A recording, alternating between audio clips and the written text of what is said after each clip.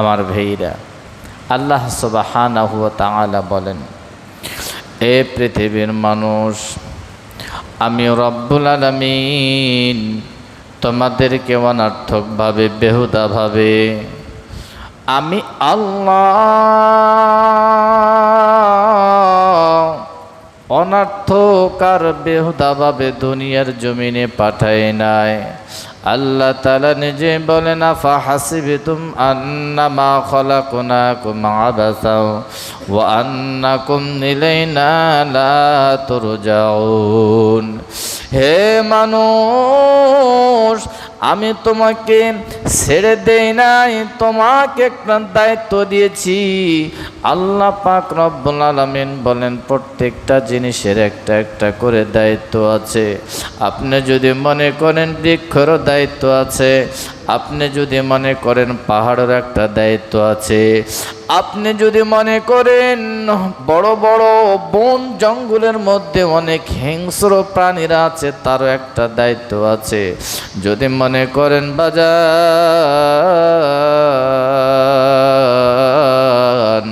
আল্লাহ তাআলা একটা কাককে বানাইছে, তারও একটা দায়িত্ব দিয়ে আল্লাহ তাআলা পাঠাইছে। বাজার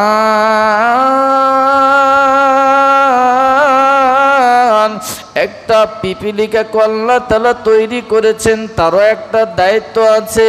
আমার বাইরা, হাজার হাজার পোকা পুকুরের মধ্যে বসবাস করে, লক্ষ লক্ষ পোকা পুকুরের মধ্যে তারা থাকে। আল্লাহ ওই পোকাগুলির একটা করে দায়িত্ব দিয়ে দিয়ে দুনিয়ার জমিনে পাঠাইছেন। আসতে বলেন সুবহানাল্লাহ। এই জন্য বাজান একটা কথা মনে পড়ে গেল, ওর মৃত্যুরে বরণ করে গাইল দেয় মর জীবনের জয়গান।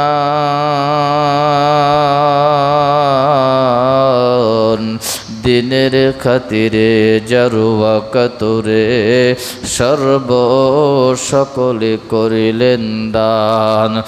অর্ধ পৃথিবী করিলেন শাসন, তালি দেওয়া জামা গায়ে।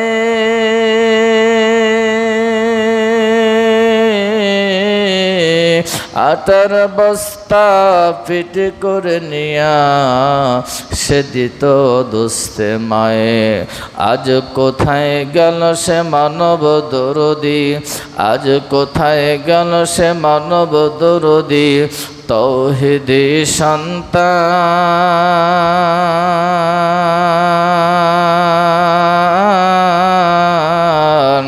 কোথা গেল সেই সোনার মানুষ, কোথা সেই মুসলমান। বলেন আলহামদুলিল্লাহ। বাজান রে, একটা কথা বলি, ইউনিয়ন পরিষদের চেয়ারম্যান হয়েছে, চেয়ারম্যানের একটা দায়িত্ব আছে। আমার ভাইরা, মেম্বার পদপ্রার্থী যারা আছে তাদের একটা দায়িত্ব আছে। আমি আল্লাহ পাক রব্বুল আলামিন, আমার আল্লাহ তাআলা বলেন, মানুষ আমি তোমাদেরকে সৃষ্টি করেছি, আমি তোমাদের উপর একটা দায়িত্ব দিয়ে দুনিয়ার জমিনে পাঠাইছি। বলেন সুবহানাল্লাহ। এ বাজান, কি দায়িত্ব, কি কাজ, কি কর্ম, কি নীতি আল্লাহ পাক রব্বুল আলামিন বলেন, দুনিয়ার জমিনে তোমরা একটা জিনিসের উপরে ডিপেন্ড করো, একটা জিনিসের উপরে লক্ষ্য করো। সেই জিনিসটি হলো বাজান, বলতেছি রে বাবা, যখন কোনো মেয়ের বিবাহ হয়, ওই মেয়েটাকে ইজাব কবুল করার জন্য যাওয়া হয়। উকিল মহোদয় থাকে চারজন, দুইজন ছেলে পক্ষের, দুইজন মেয়ে পক্ষের, চারজন সাক্ষী দাঁড়িয়ে থাকে। উকিল মেয়েটার সঙ্গে কথা বলে, পরিশেষে বলে, মা তুমি অমুক ছেলেটাকে স্বামী হিসাবে গ্রহণ করে নাও। মেয়েটা তৎক্ষণাৎ বলে দেয় আলহামদুলিল্লাহ। এভাবে বলতে বলতে তিনবার মেয়েটার কাছ থেকে ইজাব কবুল নেওয়া হয়। ওই মুহূর্তের ভিতরে আলহামদুলিল্লাহ ছাড়া মেয়েটার কিছু বলতে পারে? আর কিছু বলে? আলহামদুলিল্লাহ বলার পরে বলে যে আগে না ঝাড়ু দিতে হবে। উকিল বলে যে মা 3বার তো তুমি ইজাব কবুল আলহামদুলিল্লাহ বলছো, কিন্তু তোমাকে শ্বশুর বাড়ি যে আঙিনা ঝাড়ু দিতে হবে, শ্বশুর শাশুড়ির খেদমত করতে হবে, শ্বশুর শাশুড়িকে ওজুর পানি আগে দিতে হবে। উকিল কি বলে? আমার বেন, আমার বাবাজিরা, ও বন্ধু,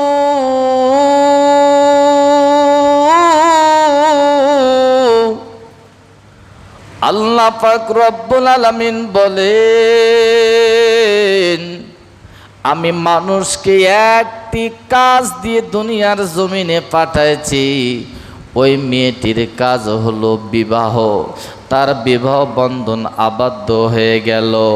মেয়েটি যখন শ্বশুর বাড়িতে যায়, সকাল সকাল ঘুম থেকে উঠতে হয়, নামাজ পড়তে হয়, আগনা ঝাড়ু দিতে হয়, বাসি থালগুলি পরিষ্কার করতে হয়, সংসারিকের বাকি আরও আঞ্জাম কাজগুলি আঞ্জাম দিতে হয়। এইরকমভাবে আমার বের আস্তে আস্তে করে ওই মেয়েটা সামনের দিকে অগ্রসর হয়। কিছু দূর অগ্রসর হওয়ার পরে কাজে কামে যদি বিরক্ত হওয়ার পরে মেয়েটা যদি আস্তব করে সকালবেলা ঘুম থেকে না উঠে 2 দিন 4 দিন 10 দিন শ্বশুর শাশুড়ি আপনারাই বলেন, ওই মেয়ের উপরে, ওই বৌমার উপরে শ্বশুর শাশুড় বেজার হবে না খুশি হবে?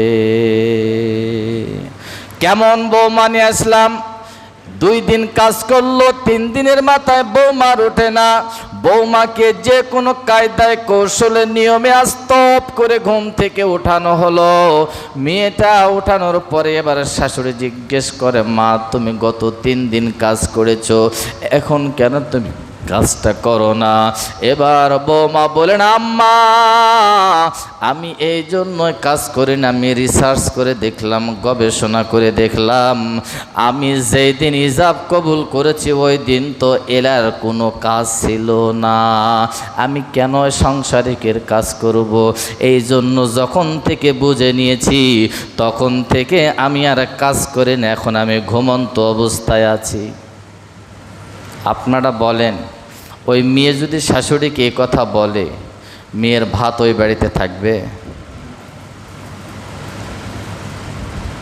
মেয়ে বুদ্ধিজীবী, মেয়ে গুণবতী মেয়ে শাশুড়কে বলার সঙ্গে সঙ্গে আমার ফের আমার বন্ধুরা পরিবারের মধ্যে একটা দ্বন্দ্ব সৃষ্টি হয়ে যায়, বলা বলি ককুর শুরু হয়ে যায়।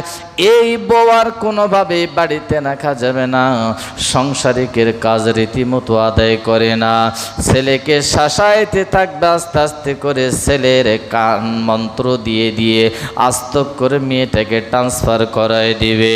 তার মানে ভাইজান, মেয়েটার ওই বাড়িতে ভাত জুটলো না, মেয়েটার সংসারিকের জিন্দেগি, তার দাম্পত্যময় জীবন সুখীময় হলো না, দুঃখের দিন হিসাবে সে অতিবাহিত হয়ে গেল। আমার আল্লাহ যে কারণে, যে উদ্দেশ্যে মানুষকে দুনিয়ায় পাঠায় দিলে, এই মানুষ যখন দুনিয়ার মায়ের পেটে যখন ছিল, আমার ভাইয়েরা 10 মাস 10টা দিন পেটের মধ্যে ছিল, তখন আমি আপনাদেরকে প্রশ্ন করি, এখন আমি আপনাদেরকে একটা ইন্টারোগেটিভ চিহ্ন দিয়ে প্রশ্ন করি, ওই 10 মাস 10টা দিন খাওয়াইছেন কে? ওই আল্লাহ তাআলা খাওয়াইছেন, কাবার মালিক তিনি আমাদেরকে খাওয়াইছেন। সেখানে আমার ভাইরা মায়ের নাড়ির সঙ্গে সন্তানের নাড়ির একটা সংযোগ তৈরি করে দিয়েছেন। আমার আল্লাহ তাআলা 10 মাস 10টা দিন ওই মানুষটাকে, বাচ্চাটাকে খাওয়াইলো। তারপরে আস্তব করে ডেলিভারি যখন হয়ে গেল, সন্তানটি দুনিয়ার জমিনে আসলো। আমার আল্লাহ তাআলা আস্তে আস্তে করে চিন্তা ফিকির করতে আরম্ভ করে দিল, আর বলতে থাকলো, সন্তানটাকে যদি বোবা বানায় দেয়, এই বংশের মধ্যে, এই পরিবারের মধ্যে কোনো মানুষ তো বোবা নাই, এই সন্তানটাকে বোবা যদি বানায় দেয়, এই সন্তানটা বোবা হয়ে বড় হয়ে যাবে। আমি আল্লাহ